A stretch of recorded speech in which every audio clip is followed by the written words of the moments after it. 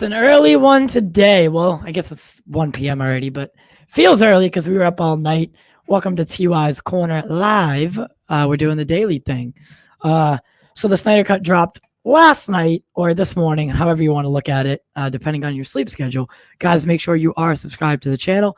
If this is your first time here, we welcome you. If you're returning, you are the lifeblood of what makes the Pop Culture Corner go round. We do want to give a special shout out to our patrons. That one, Carlos, Caden Reed, Nick DePalma, Odd. Guys, you guys are amazing. Thanks for joining that program. It's kind of new, but we're working on getting it to be more consistent.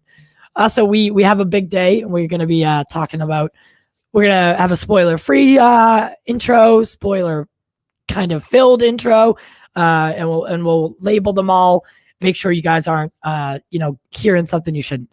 I'm joined today by Patron, that one, Carlos. Again, thank you for joining us.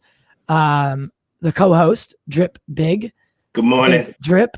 And Get Jacked, the producer. How's everyone doing this morning? I'm good. Big Drip signing in from the land of Sleepy. Big Drip is tired. Sleepy isn't even the word that would describe me right now. I think it's more, what is it? Delirious? Exhausted, like mentally exhausted. You've been working like crazy. Yeah, delirious is a little bit more of how I would categorize it. It's all for the culture, though, baby. We do it for the culture. You're like Superman when he first awakens. Yeah. It's just... You got a black suit on. Last night, I forget what time we ended. It was like 3 in the morning. I can't sit down and go to sleep. No, nor did I. I couldn't sleep either. Oh, so it wasn't just me. I was so anxious. No. I was like, I was tired, but I couldn't sleep. So that never happened. My plan was to try to lay down or something, but that. What's up, Steven Fett? What's up, Caden? What's up, Jack? All the normals. But Carlos, you got to experience the movie for the first time. I have. Yep. Give us a generalized, if you were to categorize the movie between what your list was before and what your list is now, what are we looking at here? Are you talking about the whole DCEU slate? Yeah. So before you answer, Carlos, I do have a quick question that ties into it. What would you consider top tier type of any kind of comic book movie? What's a top tier film in your eyes? It'd have to probably be this one. I mean, okay. Okay, look at that. I'm trying to just think of the emotional, guttural reaction that gets drawn out of me in movies, and literally, I don't know if it's just the characters or if it's the cinematography or just some kind of unknown factor, but BVS and Zack Snyders Justice League are the only movies that got a big guttural reaction out of me. Where at the end of BVS, when Superman sacrificed himself, back in 2015, I'm watching the theatrical version. I know people like to rag on that, which is it wasn't that good. It did serve a purpose, but I was bawling at the end of that. So I'd have to say now Zack Snyder's Justice League, it's not just at the top of the DCEU film list. No, it's at the top of the comic book movie film list. Okay. For me at least. Yeah. Okay. I like that. Yeah. And if you could, who was your favorite character throughout the film? Who surprised you the most? Ryan Choi. What, I like that answer. I loved Ryan Choi for some reason. I just saw him and he was in more scenes than I thought, Yeah. I thought it was just gonna be a one-off, kind of that one frame, one screenshot we saw of him, and he's just gonna have a few lines of dialogue, and we're just gonna know that he's there. No, you was actually a secondary character, having quite a few scenes where he interacted with things. Agreed. So I would classify him as a supporting character. Yeah, so he was absolutely. He was a supporting character, and I did love his inclusion. He was the one I was most surprised by. The most I liked overall would have to be, I think it was just Batman. Yeah. I just loved Batman because we're getting that Bruce, the evolution of the Bruce that we see from BVS evolving into the person that needs to put the league together, you know, and just getting more of that, and his like deductive reasoning when they're having league meetings and they're trying to, you know, speak about things, and not having him be all bloated and fat. Agreed. Not being Fat Fleck. Yeah, I'd probably have to say Batman is up there. All right. Okay. Nice. So when I saw it for the first time, when I looked in on it the first time, I had a hard time seeing what the executives thought, and you had mentioned this off screen, I believe, but I didn't see anything out of this movie that I, as an executive, would have said, you know what, I'm not digging this, I'm not liking this, let's go different. It was a movie that I would have definitely released. I agree. You know, when people drag like BVS through the mud saying it's dark and hopeless and this and that, in a sense, it kind of was supposed to be. Yeah. You know, because the state of the earth, in order for it to be ripe for the picking, if you know what I mean, for outside forces, you know, it has to be kind of like internally divided, which it hella was, because everybody didn't know what to feel about these newly, you know, Superman and these beings with newfound power that could literally end all life. Like, people nowadays have problems with just another human being, you know, coming into our land or their land or whatever, you know, where people have these very xenophobic thoughts and just like ideologies that are just like ingrained into them. So just take that and you just think about it like rationally in reality, those will be multiplied tenfold for an alien that is trying to pose as a human. So you know, that's why BVS was there. And now moving into Justice League, it was going to inherently be more hopeful, because we don't have to live in this slump anymore, because Superman has proven himself to be the defender of Earth in the last movie, and that his sacrifice inspired a new age of heroes. So I would love to touch on the whole executive thing. I watched this film, and we all know my feelings on BBS specifically. I put Justice League on the same level I put Man of Steel. I liked Man of Steel. I did not love it, but I had a good time watching the movie. Same thing with Justice League. But the difference with Justice League, it tells me that what I noticed is that Zack took a lot of what he heard from BBS, and he applied a lot of the complaints he heard and applied it to Justice League, which I felt means this man knows how to adapt. And okay, I hear the complaints, let me switch things up in a manner, right? And this movie was much more lighthearted. It wasn't that same cloud of rain cloud of depression over your head the entirety of the film. There was some lightheartedness there. There was some genuine character chemistry. So I thought this was a great step in the right direction. And I don't understand how the executives did not see that. I don't know what possibly made them think the whole Joss Whedon thing could work. Now, I'm not saying Joss Whedon's incapable of making a good Justice League movie. I'm pretty sure he can. But considering the circumstances at the time, it simply just wasn't going to work. And I really can't wrap my head around how they didn't realize that and didn't release this movie. Because I'm pretty sure if they did release it theatrically, it would have got a lot of praise, and a lot of people would have just said what I just said is, oh, Zack is making a step in the right direction. He's actually listening to what we're saying, and he's getting much better. That movie gave me hope that he could make better films in the future, DC-wise. Yeah, I think what happened was, I remember the original idea that Zack had, they never even filmed. Warner Brothers right off the bat was like, nope. Please don't do that, you know? And so I think he did listen to fans. You're right. And look, there are still dark elements to this. Yeah.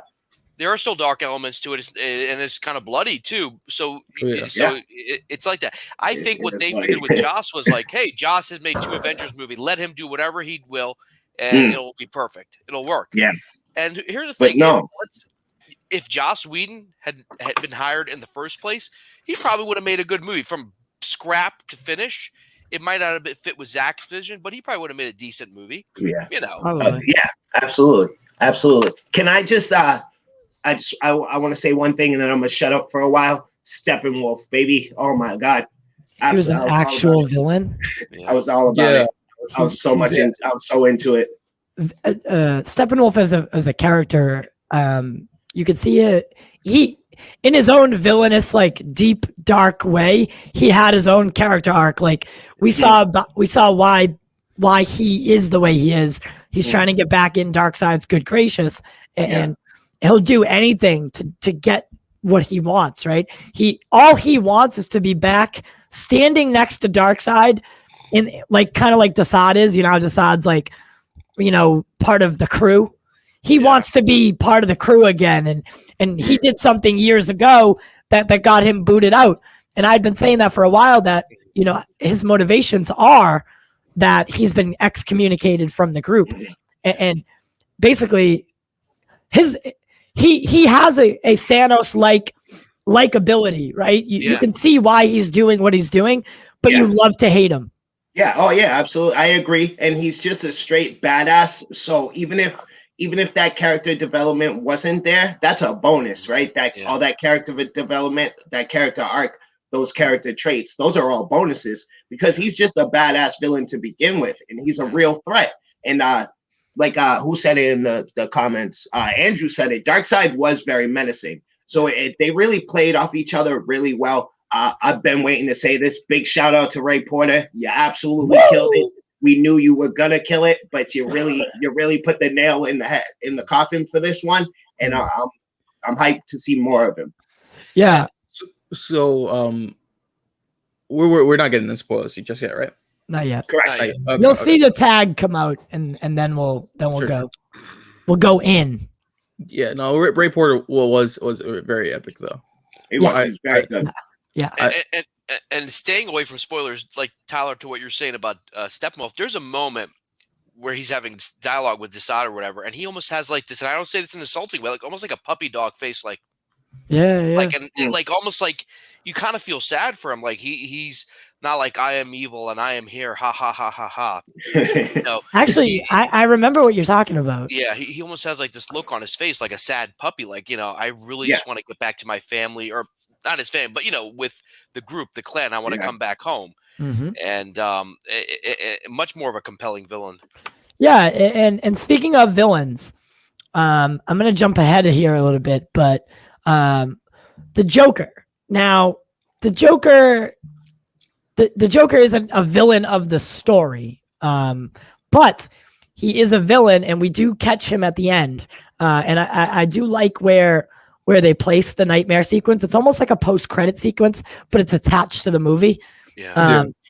And the way that the way the Joker looks at Batman and their interaction, as far as first meetings on screen, I'm gonna have to give that one of the better of the interactions between Batman and Joker. I was literally shaking, like the tension I felt there. When he mentions who he mentions, that's a wrap for me. I stood up and I was like, nah, this didn't just get that real on me real quick, right? Like he didn't, because we got reference to why Batman is the way we see him in Batman vs Superman. That's the direct correlation. If anyone wants to know why Batman is killing people, the Joker mentions it at the end of Zack Snyder's cut, and that there's a reason for that. Yeah, he was a hunka in this one. Yeah, no, he was great. Completely different character almost. Yeah, and like there's a moment in that sequence where he's just staring over at Batman. Yeah, and then kind of like snaps out of it, and he's like, "Oh, you almost got me." Yeah, like that. That was so I could cut that with that tension with a knife. Yeah, and he looked a lot better than he did in Suicide Squad as far as looking like the Joker. The tattoos were gone. I couldn't tell if it was just makeup that was covering them, or if this is if they just kind of cut ties with that Joker of old. Yeah. It kind of looked like old crusty makeup, but it did to me. So what were your thoughts when you saw that interaction for the first time, Carlos? I mean, I really did like it. I guess I'm one of those crazy people that doesn't have much stake in Joker.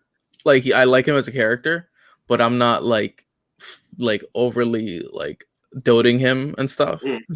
But no, I really did appreciate it and appreciate seeing the back and forth with the Batman, because Batman is kind of made by the Joker.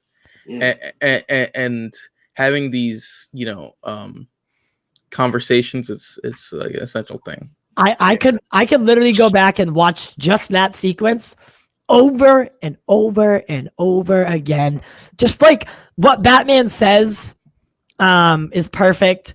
And I loved how like it was literally like it was just them trying to hurt each other like with words, right? Yeah. They just wanted to like see who's the bigger douchebag, and I think the Joker wins, honestly, because he lights Batman up. Batman, you could see Batman shook a little bit, and he's just like, I will, so. So I said this immediately after myself and him watched this movie. I said it. I was like, dude, the best thing they could have possibly done is lie to us about the dialogue in that scene, right? To give us some false kind of, send us this way when we're really going that way, right? Because that dialogue, that conversation was great. And they had a great, there was a great back and forth.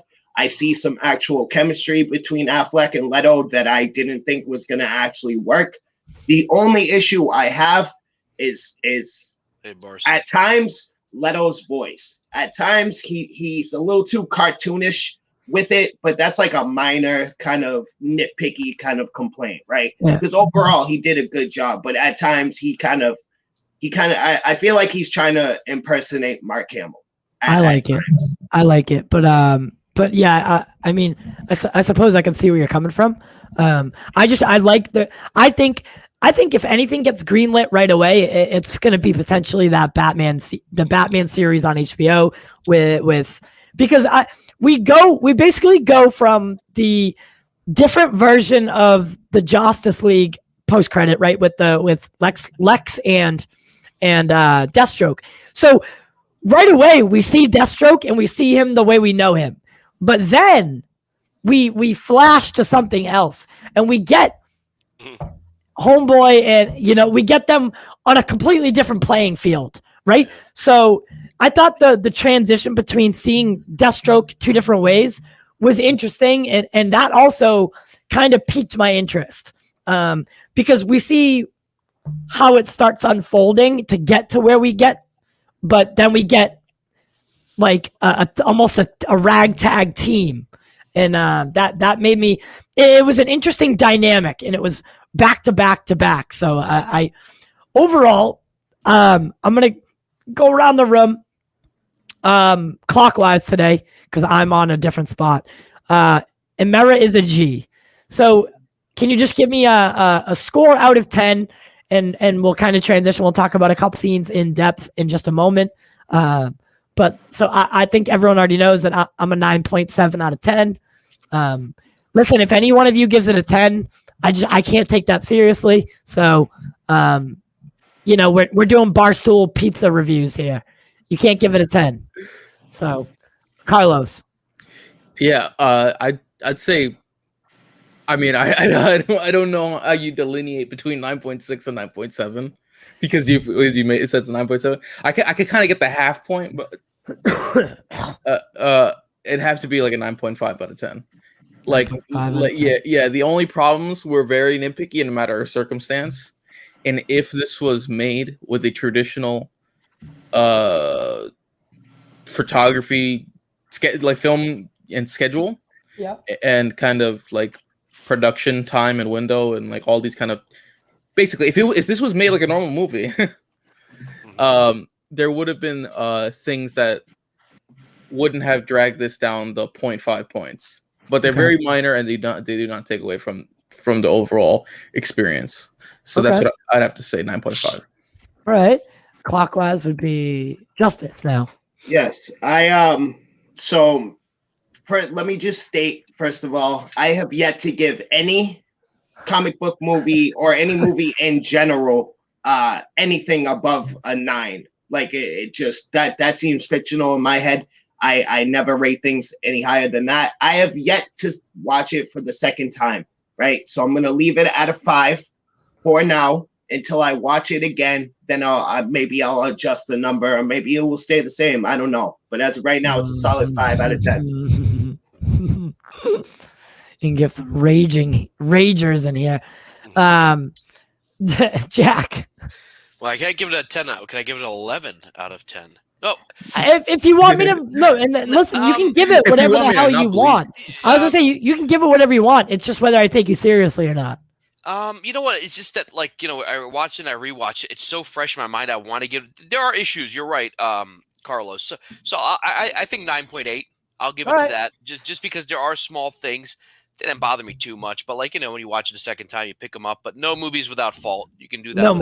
No movie is without fault. Like I was just watching Tenet again, and when I first came out of the theater for Tenet, I gave it like a 9.1.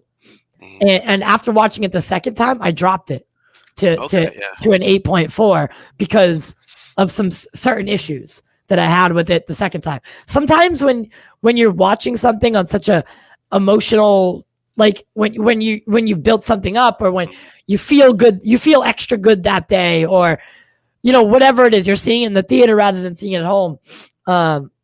You know, your scoring is what do they call that when it's on a curve? You're grading it on a curve. Yeah. So and that's why I said I'm going to give it a second viewing before I give a solid number, before I give a solid answer, for that exact reason. I'm going to give it a second viewing. And as far as what Barzi's referring to, I know what you mean by the pacing. At times I saw scenes, and now this whole time I'm watching this movie and I think, oh, this is never going to be a problem because it's a 4-hour film.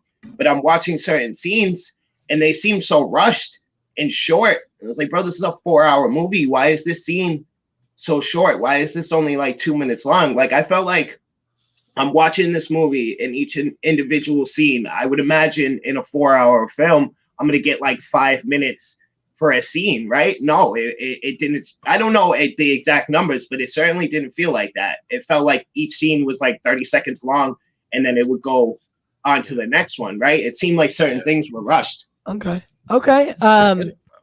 Here's a question to get it around. There is a world, and Justice and I have been preparing for this world to come to fruition for a long time. Eventually there is going to be a day, and it could be potentially now. We all think that, okay, we want sequels, right? We want Justice League 2 and 3. We want the Snyderverse to continue. We do have to accept that there is a potential reality that Zack Snyder does not want to work with Warner Brothers again and says, I am done. I gave you what I gave you. And that's going to be it. Like, I'm sorry. I can't, they can do what they want, but I can't take the stress anymore. I can't do it. I'm going to Netflix. I have something good going there. That's a potential reality that we might live in. So, would you accept that reality? I know Justice would, but Carlos? If this was the last Snyder DC movie ever, would you, just kind of like what people said, would you accept a Trump re-election, right? You know how they were saying kind of like that. Would you accept if you lost Trump and he said no? Like, would you accept if Snyder walked away? So, and then all of his DC ties are like just cut. Like, literally nothing. He doesn't even produce anything. Nothing. He walks away from it all and says, I did what I did. I felt good about it. And it wasn't even supposed to go this far. They fired him, basically. I would accept it, but I wouldn't like it. Okay. That's the best thing. That's the best I can say. Yeah. Yeah. Justice, I already kind of know what you're gonna say, but well, I mean, I'm gonna speak as if I'm a fan, right? And I've been fighting for this for the longest time, and I put in all this work for Justice League to be released, just for it to be released, and then I give it a 9.9 out of 10, or maybe I give it an 11 out of 10. I'd be mad. right? I'd be very mad, but I'd be mad at the studio. And based off of what I've seen thus far being a part of this, is a lot of people will be coming at Walter Hamada if that does happen. If Snyder walks away and nah, I'm good. I'm sick of the way you people talk to me. I'm going to Netflix. I feel like a lot of hate and a lot of angry words are going to be going Hamada's way. And I think it would go that way. But, you know, you really have no choice but to accept it, right? That's reality. You can't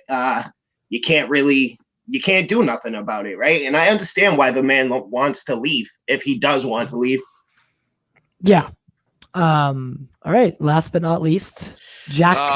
I would say that I would have to accept it just because I kind of already did the first time. You know, when Zack left, we got Justice League, and it was like, oh, okay. Well, I guess he's gone now, and it seemed quite evident they were moving on. You know, they were doing Flashpoint. They were going to do.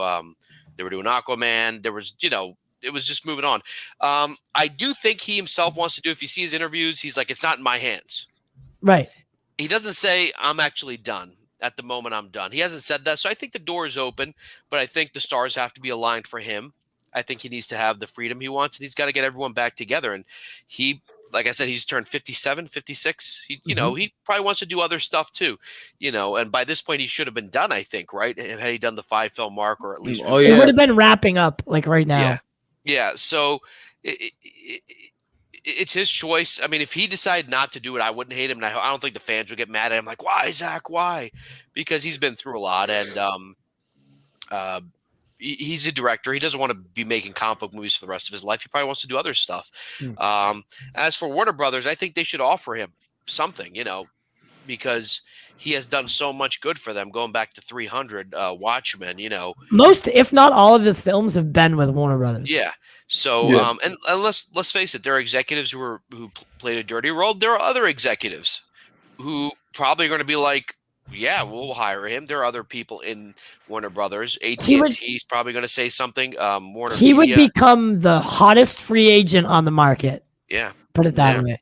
He would definitely, he's in so much demand right now, because think about it.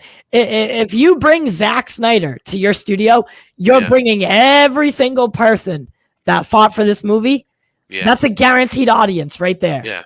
Right. Just to see what he makes. He's got a following now, like Chris Nolan, Quentin Tarantino. You know, he's built his audience. Like, they don't care about necessarily what the movie is. They care that he made it.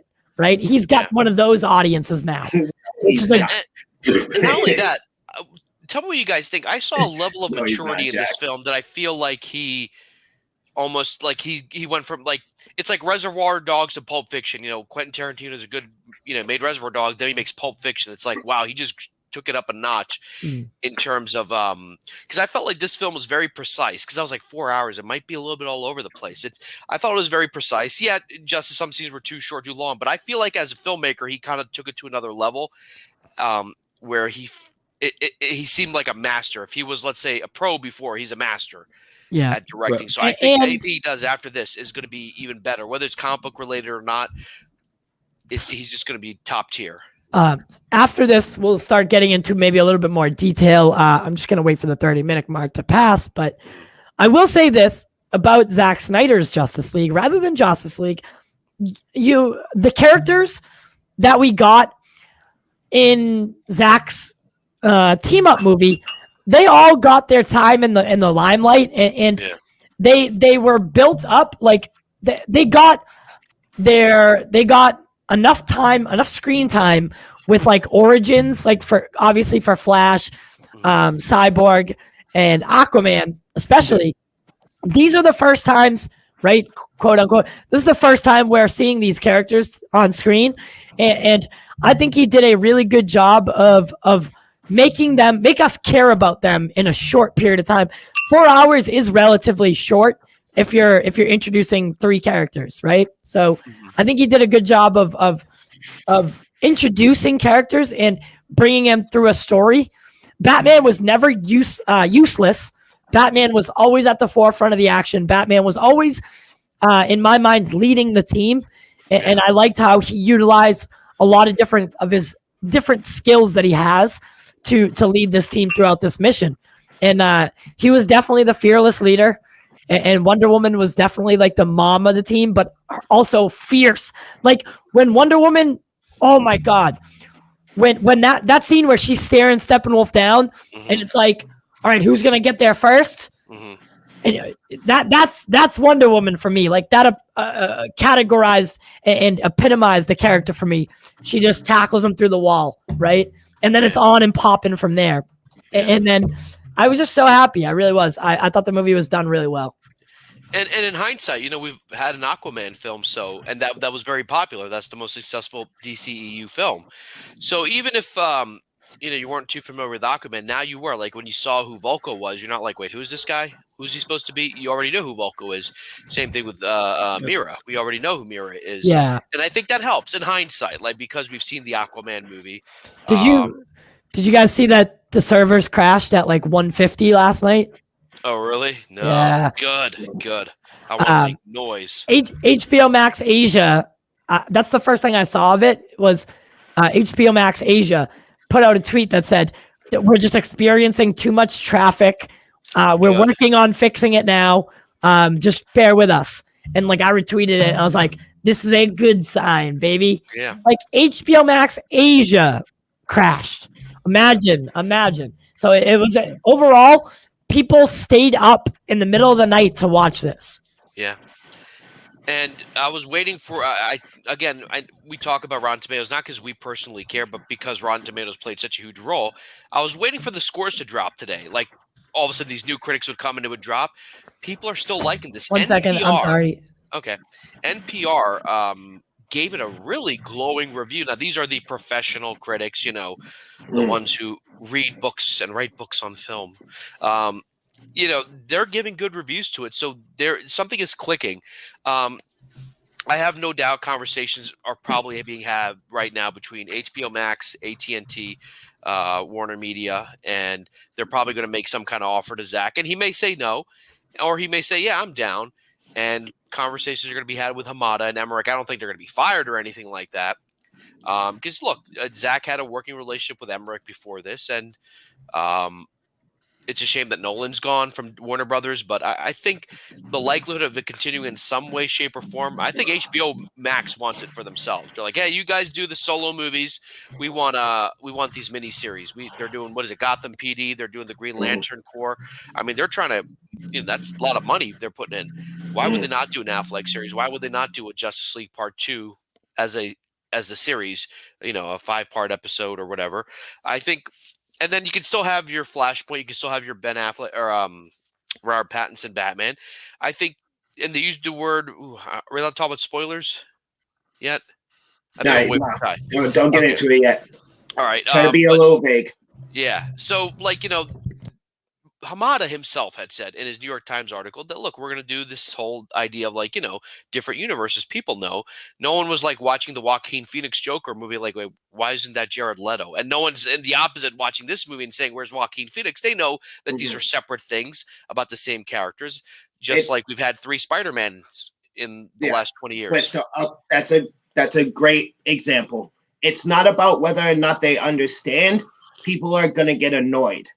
Spider-Man's a great example. By the time Andrew Garfield came around, people were sick of it. All right, I'm good. I know Amazing Spider-Man failed for a reason. 1, because they sucked. And 2, people were sick of reboots and different characters and now they want to have several going at the same time. People are going to get mad about that, and they're going to lose an audience. There has to be somebody within these people. There has to be somebody within these people. I'm sorry, I just don't see AT&T and HBO Max. Maybe AT&T because they're relatively new to this situation. But anybody who's been there from Man of Steel until now, one good movie is not enough to bring this man back and then do another 3-movie arc, right? Because Man of Steel and BBS are still considered critically trash, right? Just because Justice League is good, one movie is not enough to restore a whole universe from this man. I'm sorry, it's not. I think it's not just that. I think it's that the people, there's passion behind it. Look, they're re-releasing BVS in 4K because they have the analytics to show that people like that movie. So even though it may not have gotten critically, celebrated, people do buy it, people do watch it. I'm sure that they've had really good numbers all summer on HBO Max for Man of Steel and BVS. So I think they could do 2 Batman. Like, yeah, you have one film with Pattinson, let him do his thing on the big screen, and do a small screen Batman. They've done it with the Flash, and it's kind of worked. People to watch the show. People are going to watch the movie. Are going to watch the movie. Flash isn't. It's Flash isn't in the same kind of spotlight Batman is. True. Batman is Batman, right? People, I'm telling, he's the next one. It's gonna be, I'm so sick of them recasting Batman, and people are gonna stop watching. It happens. It happened to Spider-Man. Possibly. Yeah, but then again, they brought Spider-Man back with Civil War, and then people like that Spider-Man again, and they made a different movie with Far From Home and Homecoming. So I don't know. And it took some time, and it could work. It could work. I don't think it's a smart move. Just on a financial kind of level, I guess. I just don't think it's a smart move. If anything, all right, say hypothetically, okay, we approach Zack. We want Zack to come back. Zack says yes. I would pump the brakes on something else, some other project you got going, maybe Gotham PD, that whole Pattinson tie-off, maybe pump the brakes on that, let this Snyder thing happen. Then give it some time, then maybe release Gotham PD. But if all of this kind of releases in the relative same time, I don't think that's going to work. You need to separate these things. Okay. I think it could work, though, but all right. We'll see. We'll see if they do the Only time will tell, my friend. Yeah.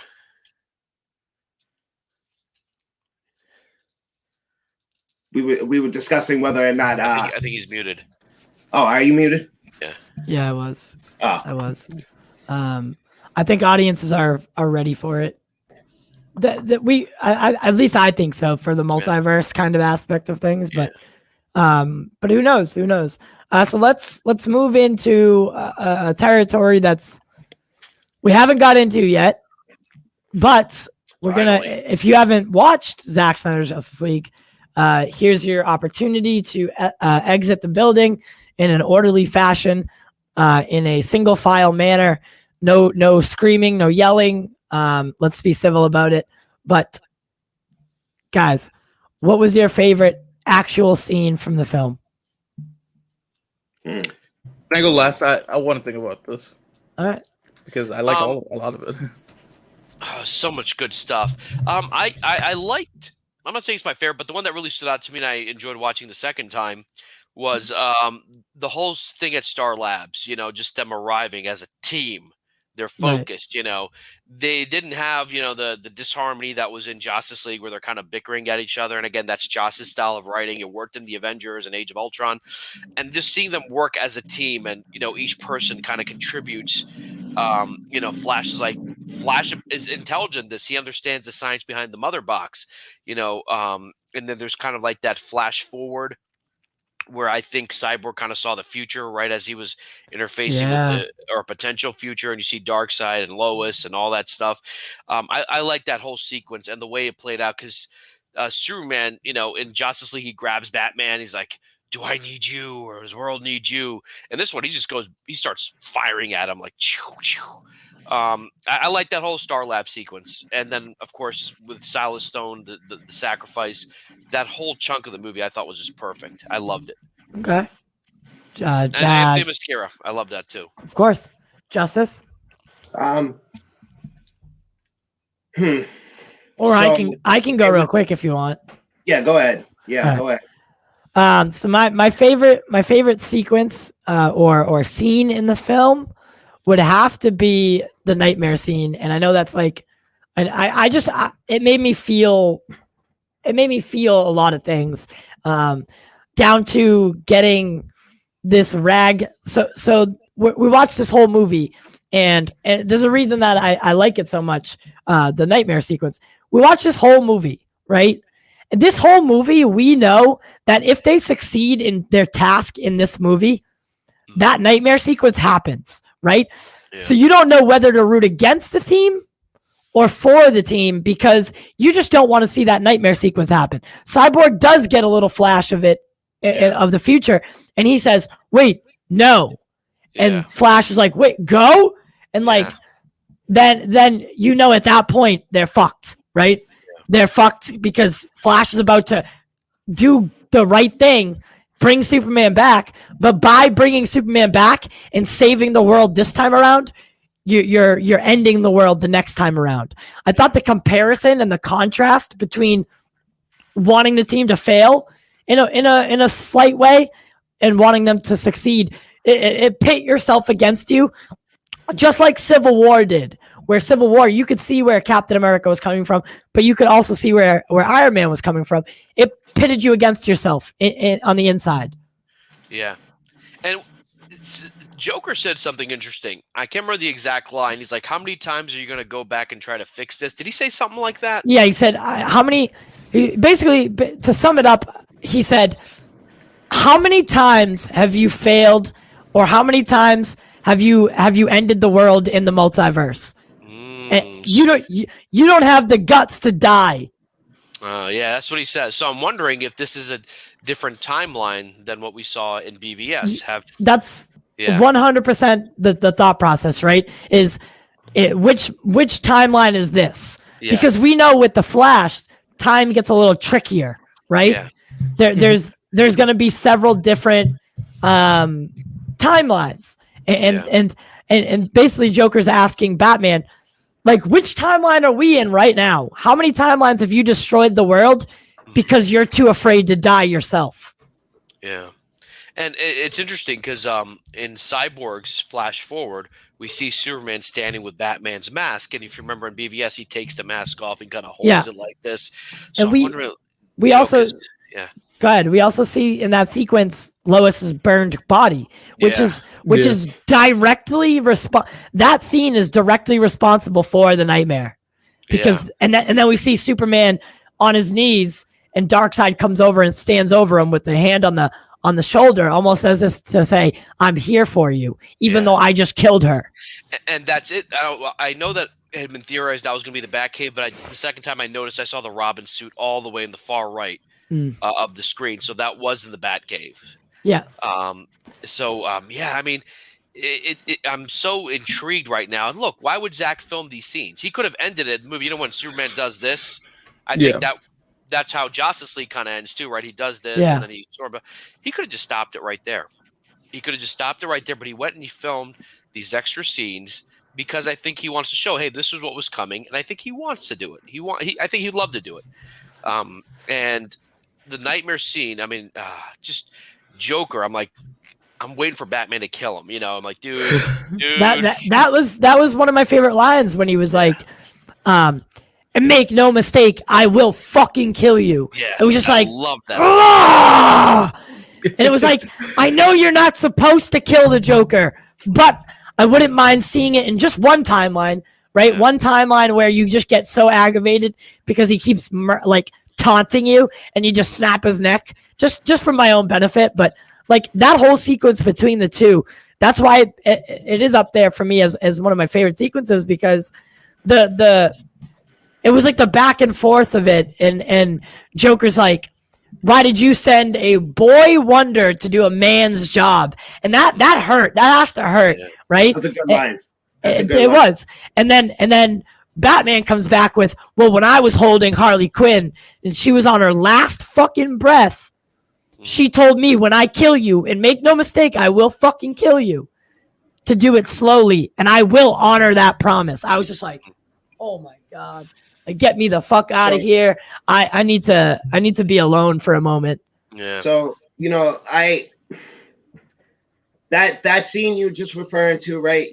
You and Jack, you know, talking about Batman being on the edge, right? And you know, he's doing everything he can not to snap Joker's neck right now, right? And it's this big thing, and it's supposed to, you know, show Batman really on his moral compass, trying to, you know, justify and not do it because, you know, he has a belief system. But it has no significance, because I've seen Batman kill several times throughout these movies. So when things like that happen, there is no weight. The significance is not the same because I've already seen Batman go on several killing sprees. But if it was the Batman that you're referring to, he would have just done it right there. No, he turns around and talks to Deathstroke for a minute, and they're like, "Where are we hiding out?" I almost thought he was going to say, "Where are we hiding out, boss?"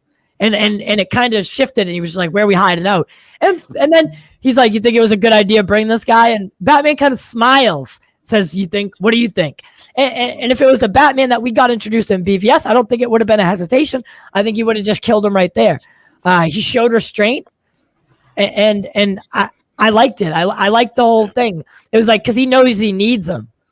And Joker saying, "I'm your best friend." I was just like, this is everything I needed.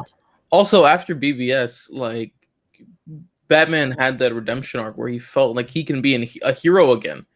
After he had his second chance to save Martha, to save someone. Instead of just taking life, he could save life, and be a part of the team and stand up for something that's more, something better. Yeah. The world is literally the apocalypse. Yeah. And the world is basically a living hell. So I'm pretty sure Bruce can Superman looked really. I really felt what how angry and how deep that conversation was. Yeah. So Justice, you can take over as well for your scene. Yeah. So I just want to make one more point. Batman has always been. I have always known Batman to be the one out of all the heroes. He'd be the last one broken. His will and his hope would be the last one to break. That was kind of the whole thing behind Injustice, right? Superman snaps. A lot of people kind of take his side. Shit goes to hell. But Batman keeps his moral code. He never lets it go. He never takes a life. He still fights. His main goal is to save lives, not take them in any way, shape, or form. He just doesn't do it. And I get the idea, right? Batman's been here for 20 years now, right? He's been doing this for a long time. A lot of bad shit happened. Jason Todd died. Blah, blah, blah, et cetera, so forth. Dick Grayson in this one. Yeah, a lot. Oh, yeah, excuse me. I always say that. It's Dick. A lot of shit happened over the 20 years. He's a broken man. He's a very different Batman. I get it. But it's not the same. I don't think you can introduce us to Batman at that state and expect people to like him, right? You got to show us when Batman was a decent human being, because that's all we've seen thus far is him not give a shit, you know? And I can't stand it. What do you? But what did you just watch before this whole nightmare sequence? What did you just watch? You watched Batman literally tell Alfred, "Faith, Alfred." Yeah, that's why I know he'll be here. Like you saw. I mean, again, granted, it was only for 4 hours, but yeah, no, this isn't bad by any means. Batman does do that. You're right, he does. But I don't know. BVS ruins a lot for me. BVS ruins a lot for me because that's my establishing Batman. That's the first time I meet Batman. That's the first time I see him. That's the first time I interact with him. So this is how I know Batman to behave. So when come the next movie and he's acting a little different, it doesn't really justify it. It doesn't really make that go away. Anywho, my favorite scene is when Steppenwolf he's talking on like the hologram thing, right? The thing made out of jelly. He's pleading. The monolith. It's the monolith. Monolith. Yeah, that's what those types of things are called. They're called monoliths. Yeah, okay. tall stone or obelisks. Yeah, or obelisk. Okay. Yes. Yeah, those tall stone structure. Okay, obelisk. So he's pleading to come home, right? And it's this whole conversation. No, you betrayed him, and it's a great way to hype up Darkseid. First of all, it's a great way to establish that this man, even though in that history scene we see Darkseid get his ass handed to him. Woo! After that, we still think like that was my initial thought after that history scene. I was like, wow, Darkseid got his shit pushed and they put it on him pretty bad. But as time went on, I was like, they reestablished that menacing aspect of him. They made him seem more they reestablished that. So I thought that scene was really cool. The dialogue between Steppenwolf, and I'm pretty sure that's the scene you're referring to, Jack, with the whole puppy dog look, right? Yeah. And that was a great scene, and it kind of establishes where Steppenwolf is at and what his motivations are and what his intentions are. And Steppenwolf by far is my favorite part of this movie. What like as far as CGI villains go? Yeah, that's not a good thing. I thought he looked really good, right? Yeah. You know, because we had the Ares the Ares situation with Wonder Woman, where the movie was almost flawless, right? Almost flawless, and then you had this really CGI kind of mess at the end with Ares, and the Ares again that we get in this movie. I could see why they kind of designed him as like a younger version of that Ares that we get in Wonder Woman. Yeah. And I guess I could see like him turning into that Ares that we meet in Wonder Woman. But like that, they should have just used the same guy, like the same style. It wasn't the greatest CGI. Like again, there's little issues that like I pick up, and I don't think any movie is without flaw. But yeah, so as far as CGI villains go, Steppenwolf was so detailed. You could see hoof marks on his chin. You know, like from a horse stepping on his face or something. Like you could see cuts and shit on his face. You know, and that scene, I thought, I remember saying this to myself. I was like, the gods look terrible, but Darkseid and on his end of things, like on the villain end of things, the CGI looked really good and they looked great. And I was like, all right, that looks awesome. But on like the hero side of things, they didn't look so great. They didn't look so hot, like the gods and the Green Lantern. The Amazons, they looked fine because they're more practical. But as far as like the gods and Green Lantern look, I mean, I think they look good. I thought the Green Lantern looked especially good. The gods, I can see what he's saying though. They did look a little cartoony because they're so big and like in comparison to everyone else. I can't really explain it in detail. They just, when I looked at them, I was like, that looks funny. They look like opposite dwarfs from Lord of the Rings. Yeah, you know what I mean? Like where the dwarfs in Lord of the Rings are like, I don't know. I know what you mean though. Peter Dinklage in Infinity War, like he's still looks like a dwarf, but he's bigger. That's a good way to put it, Jack. They look like normal people. They just happen to be kind of taller. It was like you shot it in a way that they looked bigger, and I see what you mean. I see what you mean though. Weird. It was weird to the eye. That's all. But you know, that's something you were talking about off camera. There was plenty of sequences where CGI was just bad. It for a lack of a better word, it was bad. Like that first nightmare sequence we get with our second lantern reference. There's a dead lantern. Superman's doing his whole tyrant thing. I believe that's when we see Lois Lane's skeleton as well, right? Kilowog? No, yeah, it was Was it? It was Kilowog. Yeah, it was. Yeah. It looked like Kilowog. Yeah. I'm actually rewatching it right now just to confirm. Yeah, I don't think that was him. If I remember it correctly, he kind of looks like Green Arrow. Blonde hair. He had the blonde mustache. It was a quick glance, but that's how I saw it. But anyways, that particular scene, CGI wise, anyways, I thought looked especially not good. It reminded me very much of a PlayStation 2 cutscene. But in all fairness, I believe that's due to the fact that they released it the way they did, and they had to do a lot of backtracking and reshoots and blah. I think if this released as a theatrical when it was supposed to, how it was intended to, I think all those CGI problems they wouldn't be as bad. You know, this CGI often has problems. I don't care where you're looking. Typically CGI looks kind of shitty. But I think that's it. That's why, because of reshoots and the way they aired the movie. Yeah. And that's okay. You know, it was never meant to come out. And well, it was meant to come out, but they weren't anticipating finishing it, and they only got a budget afterwards that, you know, they probably had to make. They probably said, all right, so we're going to film additional photography. Something's going to have to lack a little bit, right? And maybe they spent a little less money on some of the scenes that they only need to touch up, and used a lot of it for that nightmare sequence. So well, the two things that really stood out to me when it comes to kind of the connective tissue that they wanted to add in, but they had to like improvise was the two actors that they couldn't bring back for the additional photography back in October, which was Henry Cavill. Yeah. And this one's more minor, but Jesse Eisenberg. Okay. His Lex Luthor, because there are a few shots where you see it and it's just like, that wasn't shot on the same day. I don't know. I don't know if it's the film quality or the resolution of the character or anything, but you can tell. There's a shot where that's repurposed. There's two shots of Superman, one from Man of Steel and one from BVS, that are repurposed in this movie.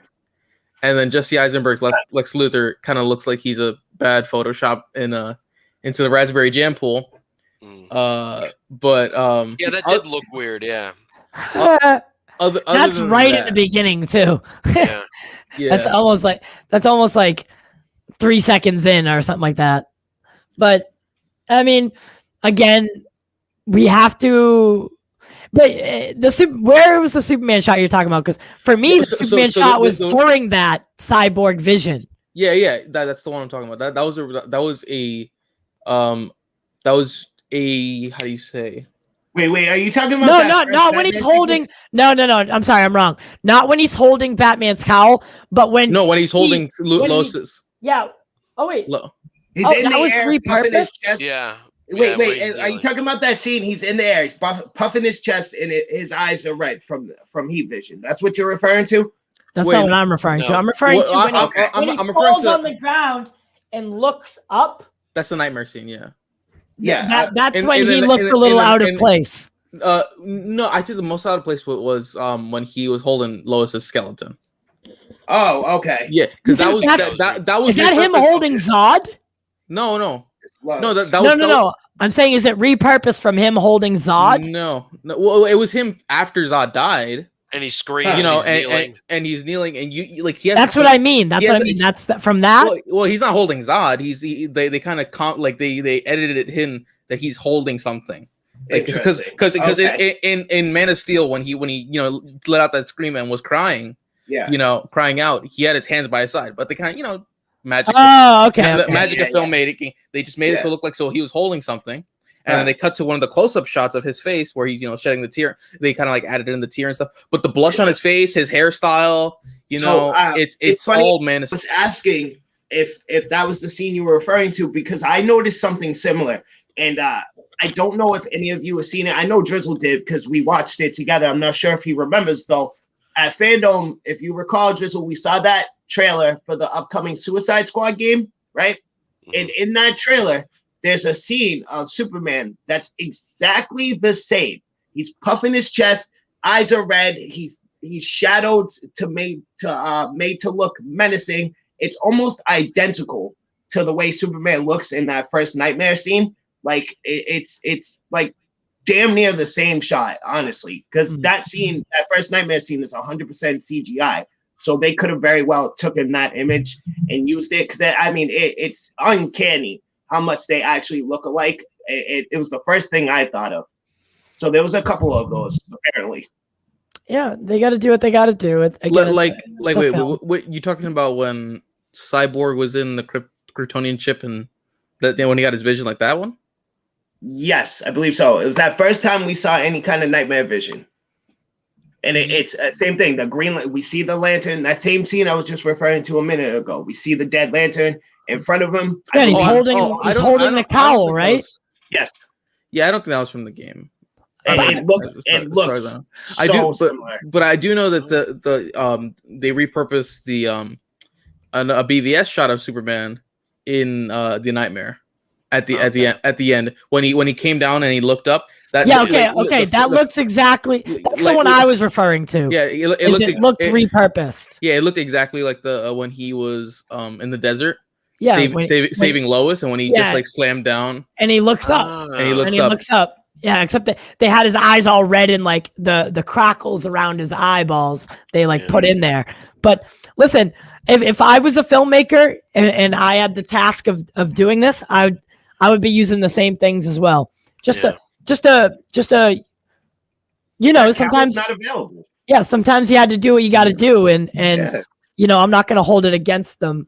No, I mean, again, Cavill was not available. They couldn't get him. It's not like they just didn't try to get him. They couldn't. So you got to do what you got to do. It's better than the CGI mouth, right? I'll take some shots over that. Over that any goddamn day, my lord. That nightmare. Ugh, guys, dude, I died laughing. That first scene when we see Supes and Lois together. The first time we actually see it's not the first time.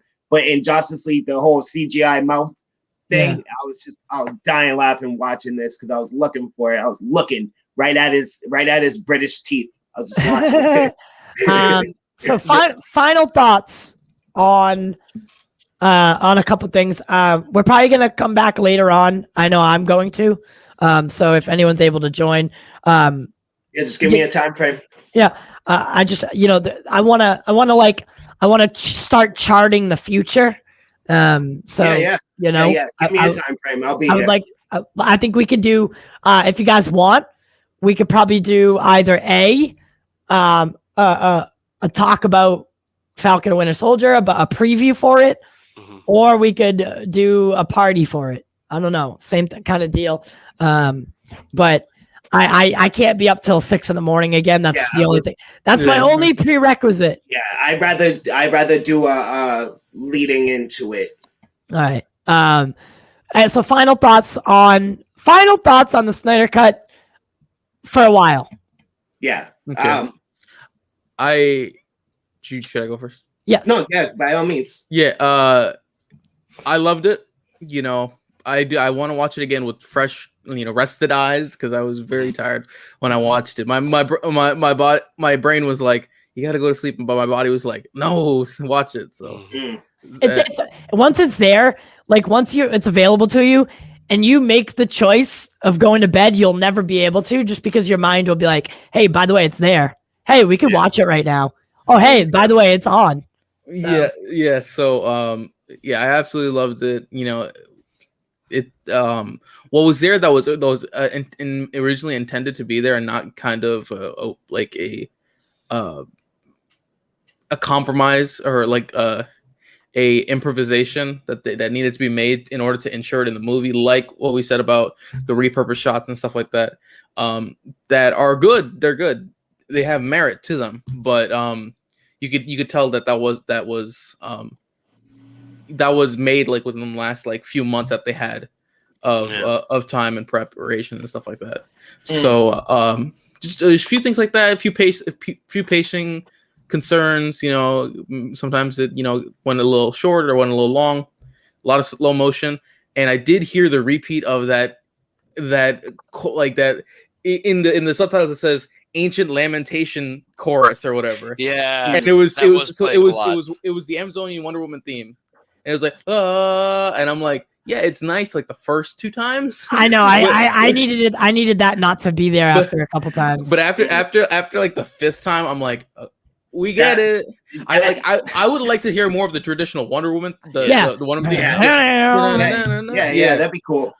I had a lot of problems with the music. I was expecting gorgeous, on point music, and more often than not, I was disappointed. I thought it was gonna be more orchestral. Yeah, I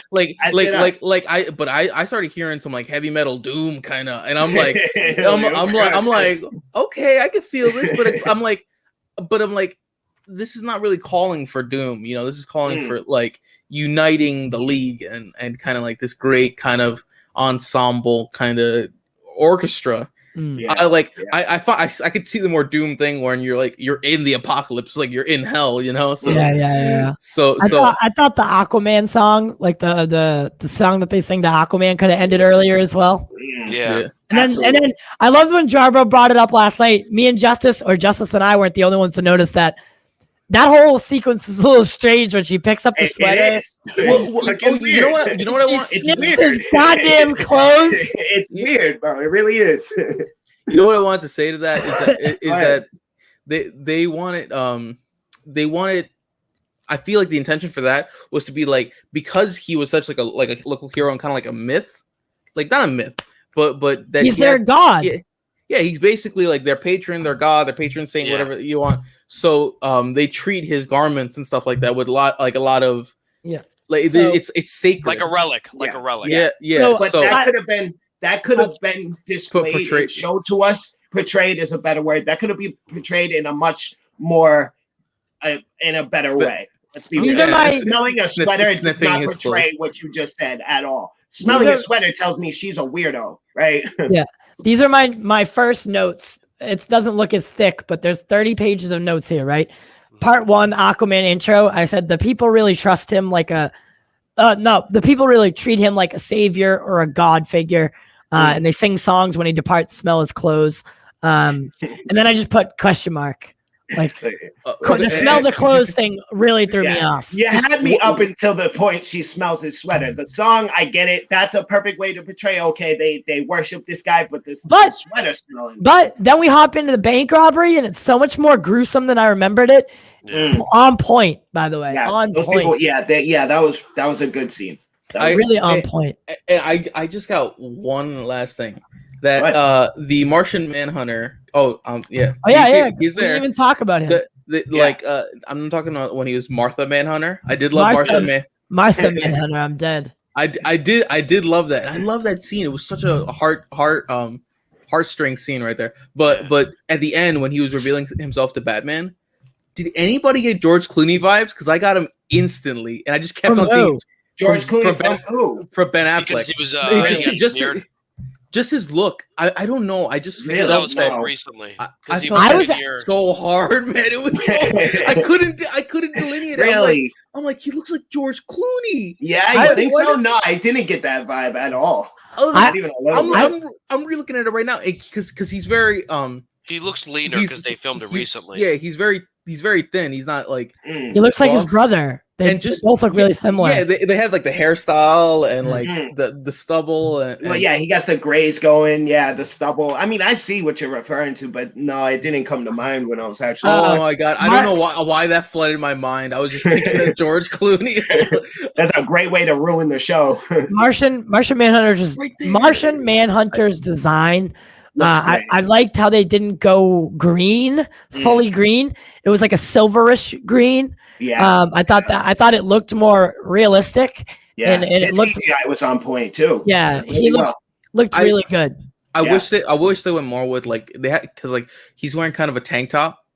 I didn't really want that necessarily. They don't have to do him in like He's blue wearing suspenders. Basically, yeah. I didn't he didn't have to be in the blue underwear, but like nothing like that. But he could have like pants or whatever. Yeah. I wish I saw more of like the skin and more of his like alien kind of body. So if it was just the suspenders and like I'm looking at a frame right now, it's like a laser like wire frame of the X. If it was like the full X, I would appreciate that more. Yeah.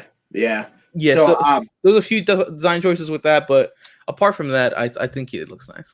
So, okay, all right. So we're doing overall general thoughts. This is our last kind of what's the word I'm looking for? This is our kind of last thought process before for a while, anyways. I'm gonna go ahead and I'm gonna say this is good.